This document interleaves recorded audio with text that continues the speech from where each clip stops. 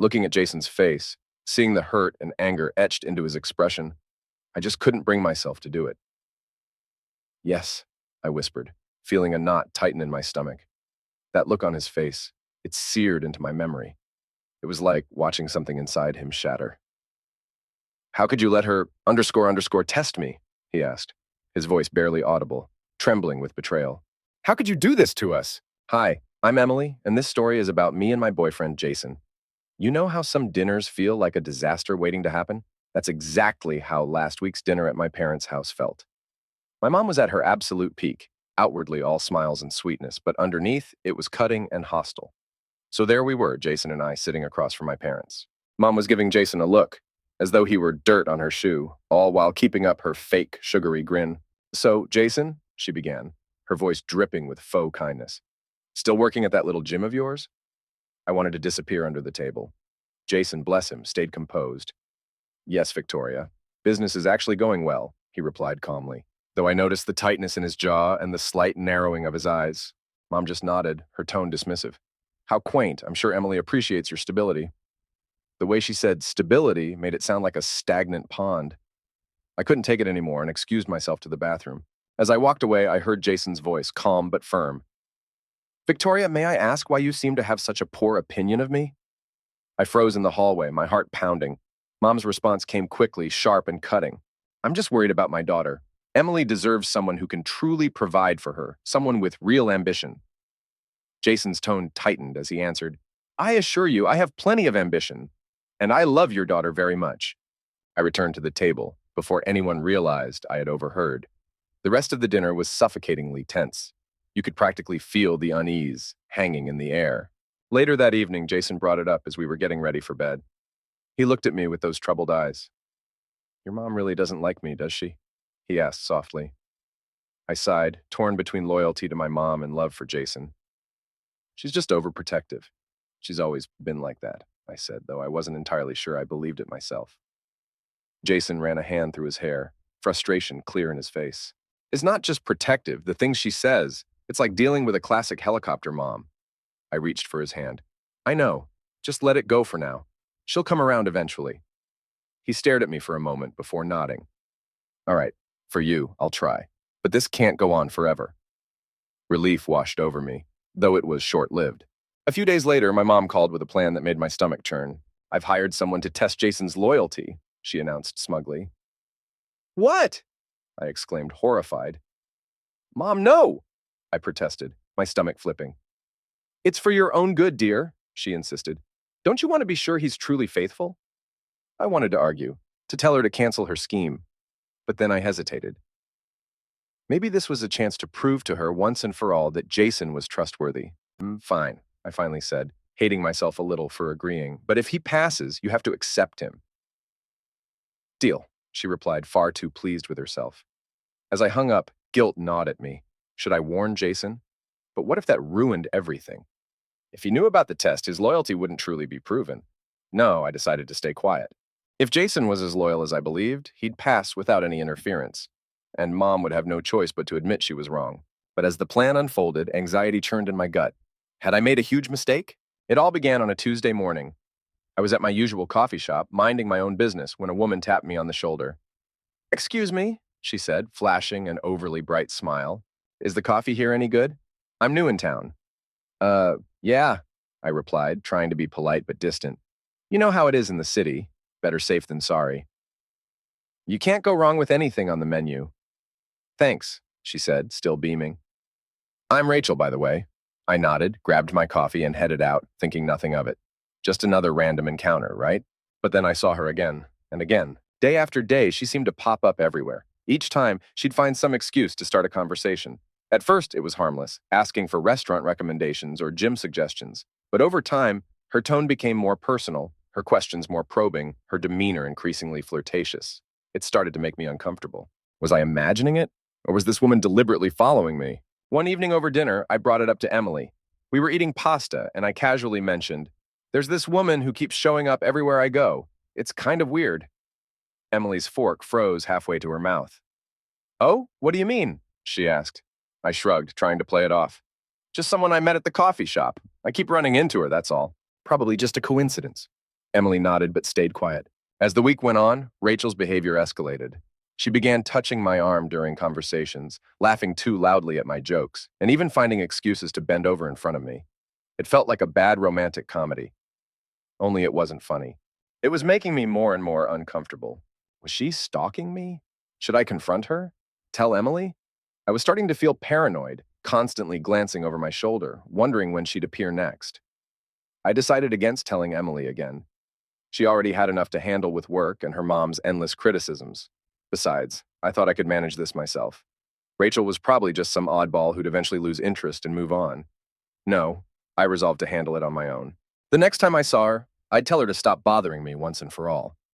Little did I know that decision would set off a chain of events I couldn't undo. You know that sinking feeling when you've done something you regret? That's been my constant companion lately. Ever since Jason mentioned the strange woman flirting with him, I've been a wreck.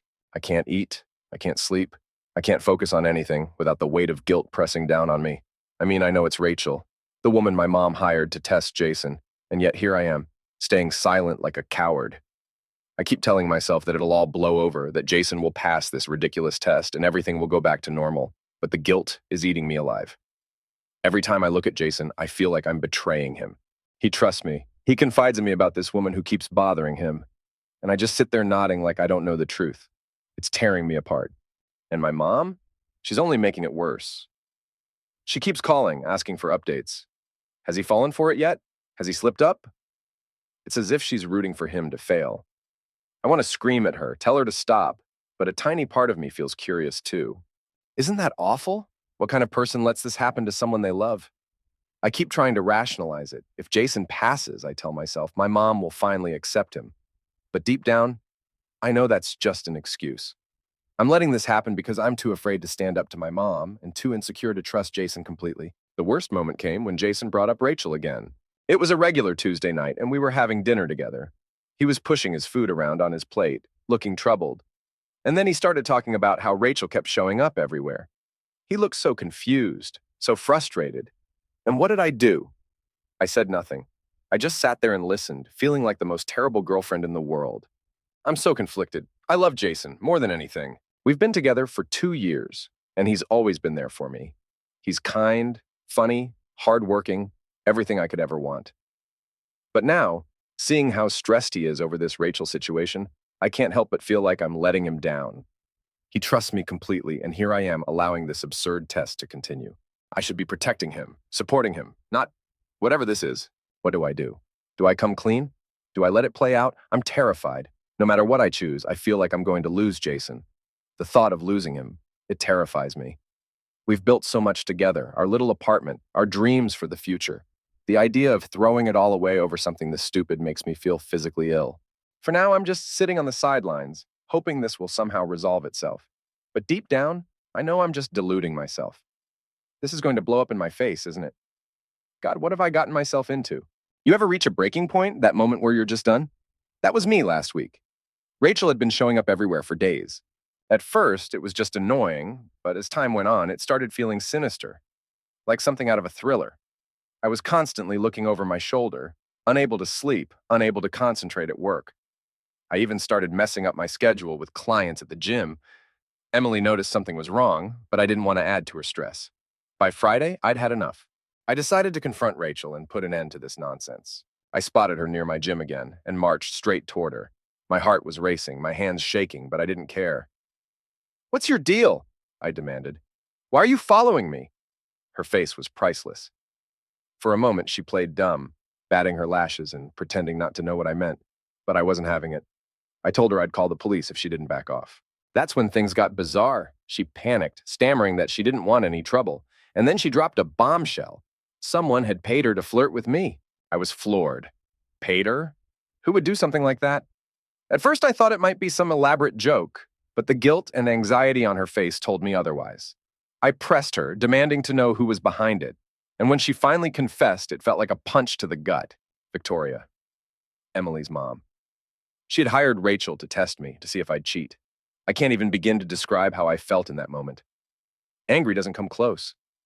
This is what Emily's family thinks of me? That I'd betray her at the first opportunity? I left Rachel standing there and started walking, needing to clear my head.